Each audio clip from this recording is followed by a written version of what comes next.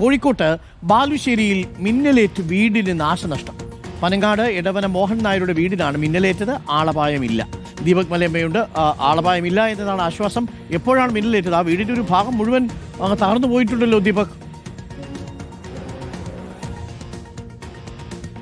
അരുൺകുമാർ, ഇന്നലെ രാത്രിയോട് കൂടിയാണ് ഈ സംഭവം ഉണ്ടാകുന്നത്. പറഞ്ഞതുപോലെ തന്നെ വീടിന് കാര്യമായ കേടുപാടുകൾ ഉണ്ടായിട്ടുണ്ട്. വയറിംഗ് പൂർണ്ണമായും കത്തി നശിക്കുന്ന സാഹചര്യവും ഉണ്ടായിട്ടുണ്ട്. ബാലുശ്ശേരി പനങ്ങാട് 20-ാം വാർഡിലുള്ള എടവന മോഹനൻ നായർ എന്ന് പറയുന്ന അദ്ദേഹത്തിന്റെ വീടിനാണ് ഇത്തരത്തിൽ ഇടിമിന്നലേറ്റത്. ഭാഗ്യം കൊണ്ട് നേരത്തെ നമ്മൾ സൂചിപ്പിച്ചതുപോലെ വീട്ടിനകത്തുള്ള ആളുകൾക്കൊന്നും തന്നെ പരിക്കുണ്ടാകുന്ന സാഹചര്യത്തിലേക്ക് കാര്യങ്ങൾ പോയിട്ടില്ല. വീടിന്റെ തൊട്ടടുത്തൊരു പത്തായപ്പുര ഉൾപ്പെടെയുണ്ട്.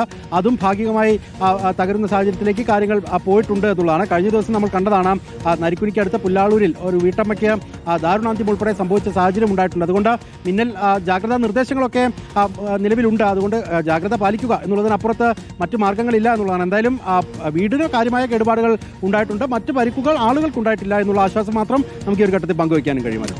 Thank you. ദീപക് മലയമ്മയാണ് വിവരങ്ങൾ നൽകിയത്.